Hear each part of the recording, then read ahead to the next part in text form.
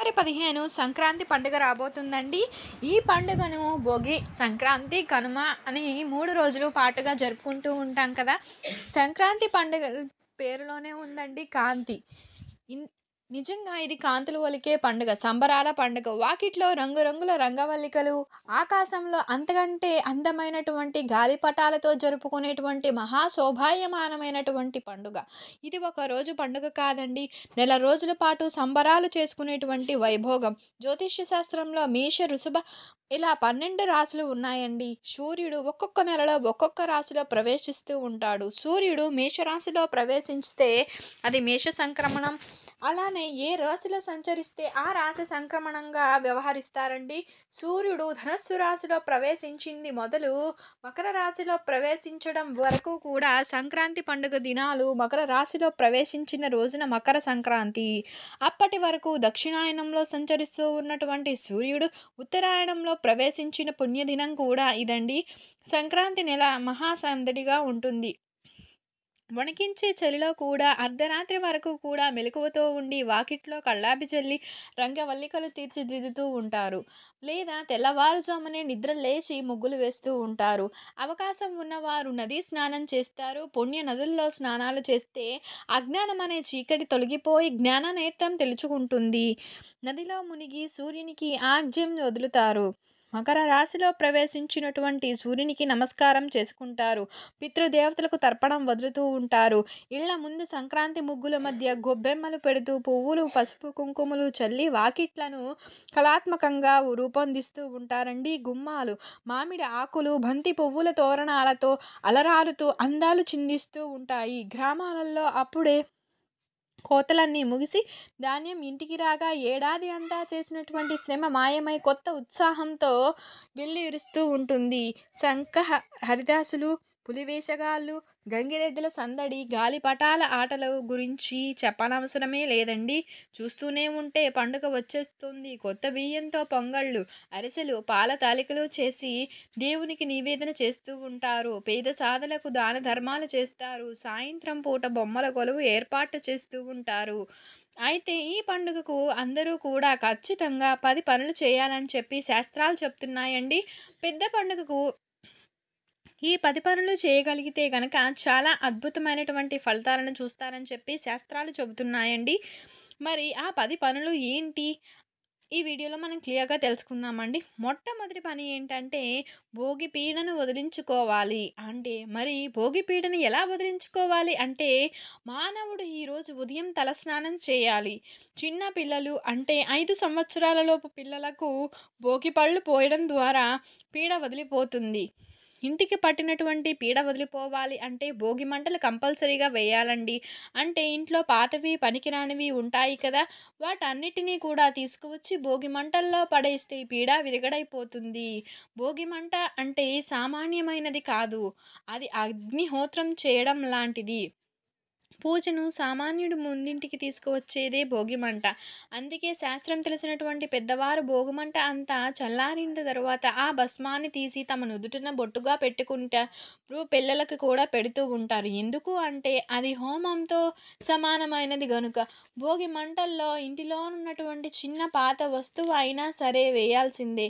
ఇక రెండవ పని ఏంటంటే గోదాదేవి కళ్యాణం వీక్షించడం. భోగి పండుగ అనేది దక్షిణాయనం పుణ్యకాలానికి ఆఖరి రోజు. అలానే ధనుర్మాసానికి ఆఖరి రోజు. ఈ రోజు ఆలయంలో జరిగేటువంటి గోదా కళ్యాణంలో పాల్గొవాలి. ఇంకా మూడవ పని ఏమిటంటే నువ్వులు తినాలి. నువ్వులకు సంబంధించినటువంటి పదార్థాలు ఖచ్చితంగా భోగి రోజు తినాలండి.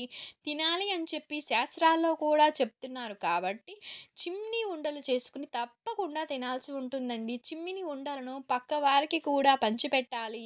సామాన్యంగా నువ్వులు ఇస్తే ఎవ్వరూ తీసుకోరు. కానీ ఈ పండుగకు నువ్వులు ఇవ్వడం, తీసుకోవడం ఒక సాంప్రదాయంగా చేస్తారు పెద్దలు.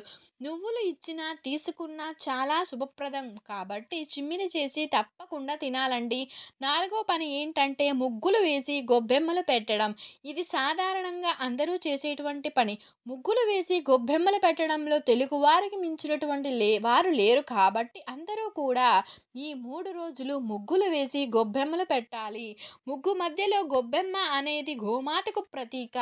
ఇంకా ఐదవ పని ఏంటంటే సంక్రాంతి రోజు నువ్వుల పిండితో చేసేటువంటి స్నానం. సంక్రాంతి రోజు సూర్యుడు మకర రాశిలోనికి ప్రవేశిస్తాడు. మన ఒక సంవత్సర కాలం దేవతలకు ఒక రోజు. ఈ రోజు తెల్లవారుజామున సమయం ఉత్తరాయణ పుణ్యకాలం. అదే సంక్రాంతి పండుగ రోజు. సంక్రాంతి రోజే సూర్యుడు మకర రాశిలోనికి వెళతాడు. మకర సంక్రాంతికి అధిపతి అయినటువంటి శని పుష్యమాసాన్ని కూడా శనివాసం అంటారు. అందుకని చెప్పి సంక్రాంతి రోజు నువ్వుల పిండితో నలుగు పెట్టుకుని స్నానం చేయాలి. చాలా ముఖ్యమైన పని అండి. తప్పకుండా చేయాల్సి ఉంటుంది. ఇంకొక ఆరో విషయం ఏంటంటే రుద్రాభిషేకం. సంక్రాంతి రోజు తప్పనిసరిగా రుద్రాభిషేకం చేయాలి. అది ఎలా చేయాలి అంటే ముందు శివలింగాన్ని తీసుకొని ముందు శివలింగం పైన గట్టిగా ఉన్న నెయ్యి కొంచెం పెట్టాలి. తరువాత కాల్చి చల్లార్చిన నెయ్యితో అభిషేకం చేయాలి. ఇలా అభిషేకం చేస్తే ఏ జన్మలోనూ దరిద్రం అనేది మీ దరి చేరదు అని చెప్పి శాస్త్రాల్లో చెప్పబడింది. మకర సంక్రాంతి రోజు నెయ్యితో అభిషేకం గనక చేస్తే అపార శుభ ఫలితాలు కలుగుతాయండి. ఈ విధంగా అభిషేకం చేసినప్పుడు పొంగలిని ప్రసాదంగా సమర్పిస్తే సరిపోతుంది. ఏడవ పని ఏంటి అంటే సంక్రాంతి రోజు తప్పనిసరిగా పితృదేవతలకు సంబంధించిందండి ఏదో ఒక పని చేస్తూ ఉండాలి. కొంతమంది సంక్రాంతి రోజు శ్రాద్ధం కూడా పెడతారు. కనుక సంక్రాంతి రోజు పితృదేవతలను తృప్తిపరిచే విధంగా ఏదైనా ఒక పని చేయాలండి. పితృదేవతానుగ్రహం కలగాలి అంటే కలిగితే మీరు, మీ పిల్లలు, మీ మనవళ్ళు, వాళ్ళ ఉద్యోగాలు, చదువులు, తెలివితేటలు, పెళ్ళిళ్ళు, వాళ్లకు పిల్లలు ఇంకా అన్నీ సజావుగా జరిగిపోతూ ఉంటాయి. ఈరోజు పితృదేవతా స్తోత్రం గనక చదివినా చాలు ఎంతో శుభం జరుగుతుంది. ఇక ఎనిమిదవ పని ఏంటంటే పెరుగు దానం చేయాలండి. సంక్రాంతి రోజు పెరుగును గనక దానం చేస్తే చాలా శుభప్రదం అని చెప్పి పురాణాల్లో చెప్పారండి. ద్రోణాచార్యుడి భార్య సంక్రాంతి రోజు దుర్వాస మహర్షికి పెరుగు దానం చేసి ఉత్తమ స్థితిగతులను పొందారు అని చెప్పి పురాణాలు చెప్పాయి. కనుక సంక్రాంతి రోజు ఎవరైనా సరే మంచి వాళ్లకు పెరుగును దానం చేయండి.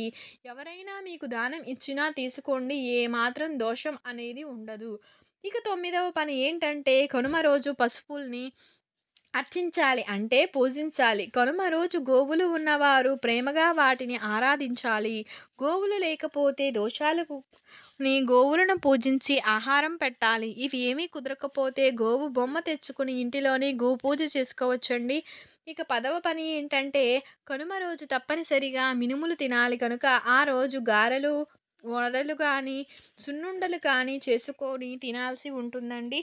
మొదటి 4 పనులు భోగి రోజున, తరువాతి 4 పనులు సంక్రాంతి రోజు, తర్వాత ఆఖరి 2 కనుమ రోజు చేయాలి. మొత్తం ఈ 10 పనులు తప్పనిసరిగా అందరూ కూడా చేయాలండి. వీటితో పాటు ఇంకొక పనులు కూడా ఉన్నాయండి. అవి మన ఆచారం ఉన్నవారు చేసుకోవచ్చు. అంటే కొంతమంది బొమ్మల కొలువు పెట్టుకుంటూ ఉంటారండి.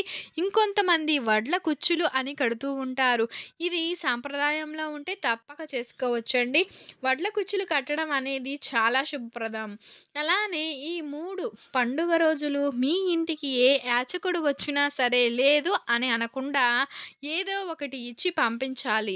హరిదాసులు వస్తే మాత్రం వారిని గౌరవించాలి. తెలుగుతనాన్ని పరిరక్షించుకోవాలి. అలానే రైతులను కూడా గౌరవించాలి. సంక్రాంతి అనేది రైతుల పండుగ. ఎందుకంటే రైతు లేకపోతే దేశం ఉండదు. కనుక రైతులను గౌరవించండి. రైతే దేశానికి వెన్నుముక అని చెప్పుకుంటూ ఉంటాం కదా. ఈ 3 రోజులు కూడా మనం ఈ పనులన్నిటినీ చేసి సుఖ సంతోషాలతో జీవించాలండి.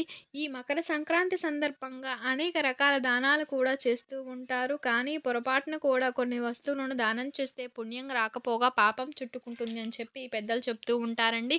ఎప్పుడైనా సరే యోగ్యత, పాత్రత చూడుకోకుండా దానం చేస్తే దానం తీసుకునేటువంటి వ్యక్తి భస్మమైపోతారు. సమాజం భ్రష్టు పడిపోతుంది. మనం ప్రతిరోజు చూస్తూనే ఉంటాము. ఏదో చాకు చెప్పి పని చేసుకోగలిగిన వారే అడుక్కు తింటూ ఉంటారండి. కొంతమంది తిండి కోసం అడుక్కుంటూ ఉంటారు. తాగుడు కోసం ఏదో ఒక కారణం చెప్పి అడుక్కుంటూ ఉంటారండి. తరువాత ఆ డబ్బులతో తాగి రోడ్ల మీద పడిపోతుంటారు. అలాంటి వారి కోసం ఇంటి దగ్గర భార్య ఏడుస్తూ ఉంటుంది. పిల్లలు ఏడుస్తూ ఉంటారు. ఆరోగ్యం నాశనం అయిపోతుంది. సమాజం పాడైపోతుంది. అలా తాగి రోడ్డు మీద పడిపోయినటువంటి వారిని చూసి అటువైపు వెళ్ళేటువంటి పిల్లలు భయపడుతూ ఉంటారు. ఆడపిల్లలు అటువైపు వెళ్ళడానికి కూడా భయపడుతూ ఉంటారు. సమాజానికి పనికిరాని అసహ్యకరమైనటుగా ఉంటుందండి. ఎవరైనా విదేశీయులు అటువైపు వెళ్ళారనుకోండి, ఈ దేశం ఇంత ఉంటుందా అని చెప్పి చులకన చూపు చూస్తూ ఉంటారు కదా! దేశ గౌరవం పోతుంది కనుక ఇలాంటి వారికి దానం ఇవ్వవద్దు. అపాత్రులకు, అర్హత లేని వారికి ఎప్పుడూ కూడా దానం చేయకూడదు. దాని వలన పుణ్యం రాదు, పాపం చుట్టుకుంటుంది. అపాత్రులకు దానం ఇవ్వడం వల్ల మనం కష్టపడి సంపాదించుకున్న డబ్బు కూడా పాపాన్ని పొందుతుంది. కాబట్టి ఎప్పుడూ కూడా అర్హత లేని వారికి డబ్బులు దానం చేయరాదు. ఎవ్వరైనా సరే ఆకలి వేస్తుంది డబ్బు దానం చెయ్యండి అని అడిగితే వారికి కడుపు నిండా భోజనం పెట్టించండి. అలాగే చిరిగిపోయిన దుస్తులు, పాడైపోయిన పాత్రలు, విరిగిపోయిన కుర్చీలను దానం చేస్తే దురదృష్టం వెంటాడి అన్ని అపజయాలు కలుగుతాయండి. మనకు పనికిరాని వస్తువు ఇంకొకరికి దానం చేయకూడదు. చెడిపోయినవి తినడానికి పనికిరాని ఆహారాన్ని ఎలాంటి పరిస్థితుల్లో కూడా దానం చేయకూడదు. చేస్తే న్యాయపరమైనటువంటి సమస్యలు ఏర్పడతాయి. కోర్టుల చుట్టూ తిరగాల్సి వస్తుంది. అంతేకాదు ఎంత సంపాదించినా వచ్చింది వచ్చినట్టు ఖర్చు అయిపోతూ ఉంటుంది. సూది, కత్తెర, కత్తులు లాంటివి దానం చేస్తే ఏరికోరి సమస్యలనేవి తెచ్చుకున్నట్లయి తెలిసి కానీ తెలియక కానీ ఇలాంటి దానాలు అస్సలు చేయకండి. చేస్తే అనేక అనార్థాలు అనేవి కలుగుతూ ఉంటాయండి. ముఖ్యంగా ఈ సంక్రాంతి రోజు ఇలాంటి దానాలు అస్సలు చేయకండి. ఎప్పుడైనా సరే ఇలాంటి దానాలు చేస్తే సమస్యలే ఎదురవుతాయి. కాబట్టి ముందే తెలుసుకుని జాగ్రత్తగా పడండి. సంక్రాంతిలోపు మనం చెప్పుకున్నటువంటి ఏ వస్తువులను కూడా పొరపాటున దానం చేయవద్దు. అలాగే మీకు గనుక ఈ వీడియో నచ్చినట్లయితే లైక్ చేయండి, షేర్ చేయండి, సబ్స్క్రైబ్ చేయండి. Thank you for watching. Thank you so